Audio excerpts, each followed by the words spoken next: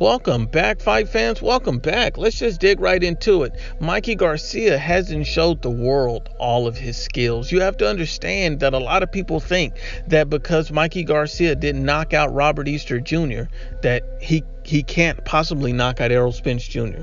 Well, let's just dig right into it.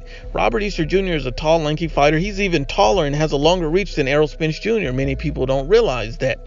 And not only that, Mikey Garcia overcame that challenge, got inside and worked him and got the drop. And so basically he dropped him. He had him on the back foot. And Robert Easter Jr. is the type of guy who typically fights like a small fighter, likes to fight in the inside.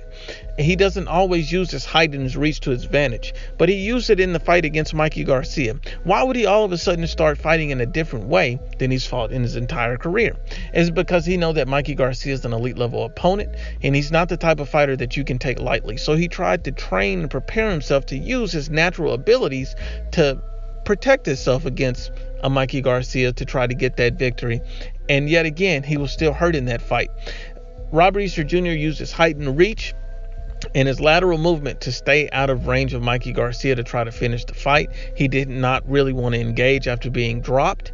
He was no longer interested in fighting with Mikey Garcia, and he definitely didn't want to have a scrap with him again that close in the pocket to where he could get dropped or stopped again during that fight. Mikey Garcia displayed and flashed some key power. Now you'll say, well, why didn't Mikey finish him? Mikey, and this is the fanboys question of the year. Well, why didn't Mikey knock out Robert Easter Jr.? Okay, this message is directly to all the fanboys. Are you guys ready? Because I'm about to give it to you. Mikey Garcia is not going to take an unnecessary risk when he already knows he has the fight in the bag. He's won almost every round. Why would he take a risk on going for a knockout?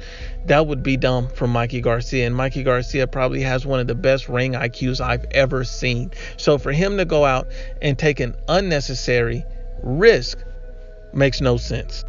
Mikey Garcia versus Adrian Broner. Well, he didn't knock out Adrian Broner. Adrian Broner got stopped in sparring by Errol Spence Jr. Well, let's break that down as well. Now, we all know that sparring is a lot of rumors, but also sparring is more of a dog fight. Sparring is a dog fight. Let's just be honest what sparring is. Sparring is going in there to get a good work. So we don't know what weight these guys came in. We don't know, were these guys just warming up for the day? If these guys had already sparred 20 rounds, we don't know anything about that. We just hear the rumors that Adrian Broner was stopped in sparring by Errol Spence Jr. And what does that mean to Mikey Garcia in relation to his fight with Adrian Broner? Absolutely nothing, because he know that when he fought Adrian Broner ran from him the entire fight. Adrian Broner never wanted to engage with him. So Mikey Garcia winning round after round, why would he take a calculated risk, overextend himself? And you remember, Adrian Broner is a pretty good counterpuncher, and leave himself exposed to getting countered for no reason. What ring IQ would that be? The only type of fighter that would do something like that is Errol Spence Jr. So you have to understand that Errol Spence Jr. is an aggressive type of fighter. He's the guy that needs to get the knockout, that need to get the stoppage. When he fought Kell Brook, he arguably lost the first 6 rounds. So he's the type of guy that's going to come in with relentless pressure trying to get the knockout, and he's the type of guy that would open himself up to a great counterpuncher, someone along the lines of a Mikey Garcia. So you have to be honest and unbiased when you go through Mikey Garcia's resume and record, because a lot of guys try to discredit Mikey Garcia's wins, and honestly and unbiasedly, we knew Adrian Broner was in shape when he fought Mikey Garcia, and we knew Adrian Broner brought his best game.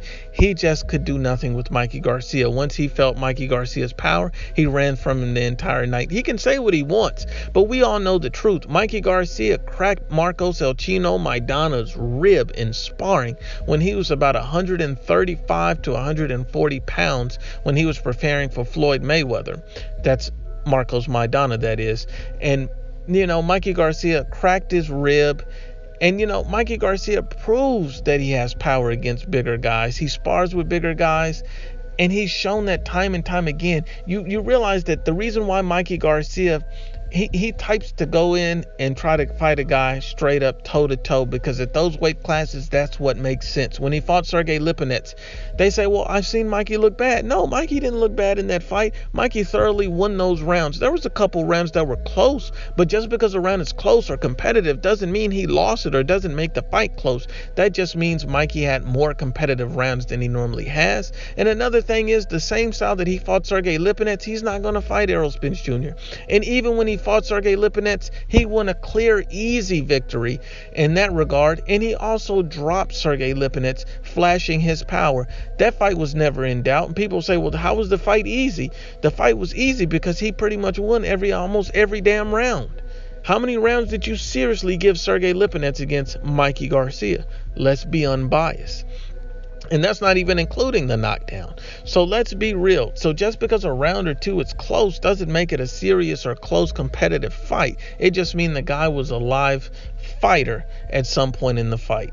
Honest and unbiased, Sergey Lipinets got dropped. He really didn't want to engage too much with Mikey Garcia after that as well. So you have to be honest and unbiased that these guys are not wanting to engage with Mikey. Mikey is not going to over risk himself because he doesn't want to get himself hurt unnecessarily. This is boxing. So why would you expose yourself to unnecessary risk? And so Mikey is the type of guy that tries to come in and power in his opponent and, sit in the pocket and kind of bang with the guy at points and times during the fight. He picks and chooses his moments.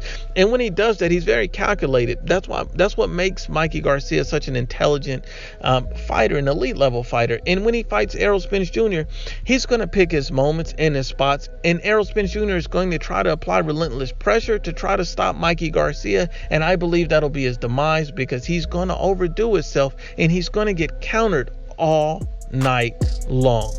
Once again, unbiased as always is the Ibfp. Please share, like, and you must absolutely subscribe.